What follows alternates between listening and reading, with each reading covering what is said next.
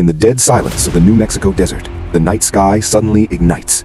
A streak of fire tears through the darkness like a wound in the heavens, screaming toward the earth before crashing violently beyond the distant hills. The ground trembles, the air shakes, and whatever just fell from the sky is not from this world. But while the universe shifts, life goes on, unaware. 15-year-old Renee Rowan lives in a forgotten desert town where nothing exciting ever happens. She's quiet, observant, an outsider at school, the kind of girl who watches instead of speaks.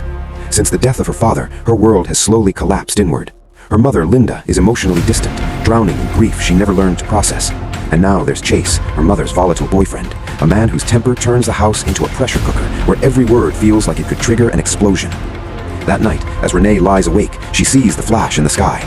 She doesn't know it yet, but that moment marks the end of her ordinary life. Out in the desert, a lone hunter investigates the crash. His flashlight reveals twisted metal half buried in sand, and then movement. Something crawls from the wreckage, something alive, something alien. Before he can react, the creature attacks. The screen cuts to black. By morning, rumors spread.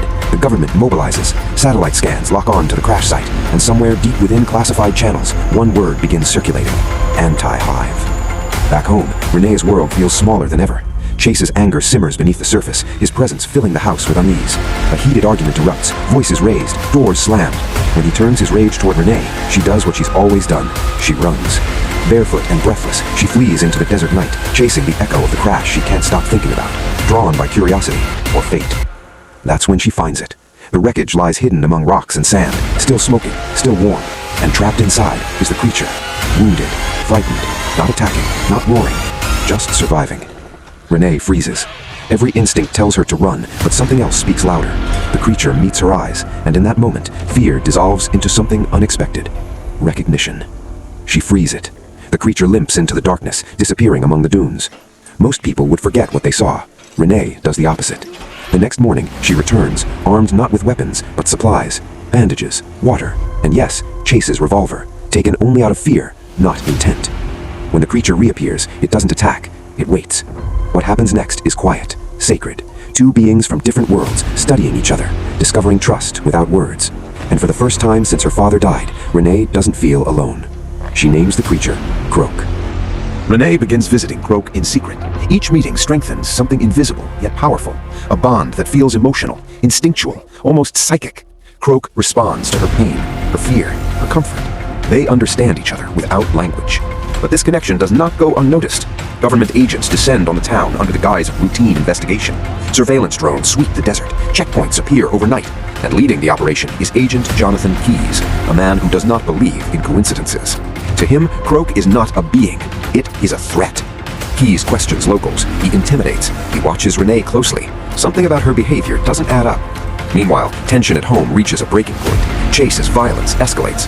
One night, his rage crosses a line, and Croak senses it from miles away.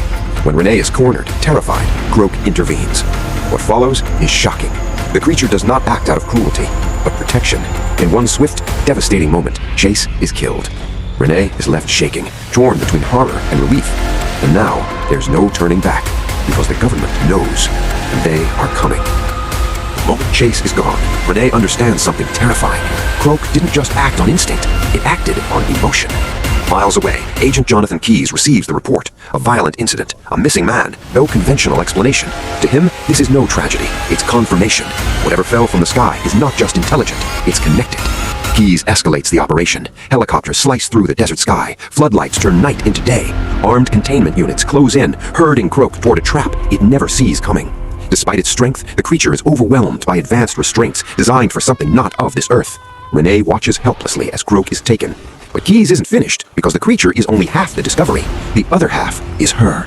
Renee is detained without ceremony, separated from everything familiar, and transported deep underground. No explanations, no comfort, only silence. And that silence is intentional. Renee wakes in a place that doesn't feel real. White walls, blinding lights, a room stripped of warmth and identity. She is no longer a girl. She is a variable. Keyes finally speaks plainly. Croak reacts to her emotional state. Pain, fear, distress. They're not just bonded, they're synchronized. To Keyes, this isn't empathy. It's a weapon waiting to be understood. And he's willing to cross lines to understand it. When Renee refuses to cooperate, Keyes makes a calculated decision.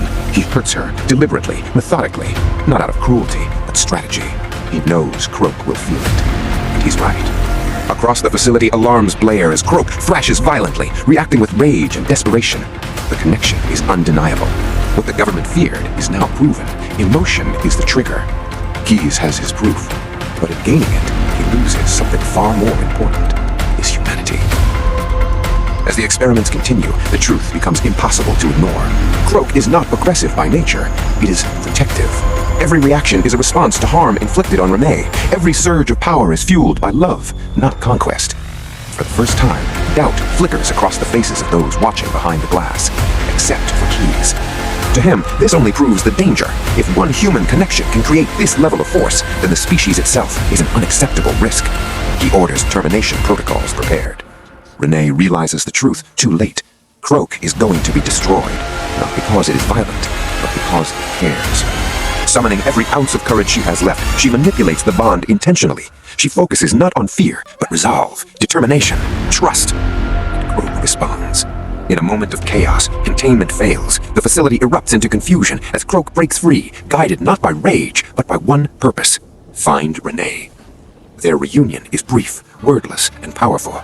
Two beings from different worlds standing together against one that refuses to understand them. But outside, the desert waits, and so does the final confrontation.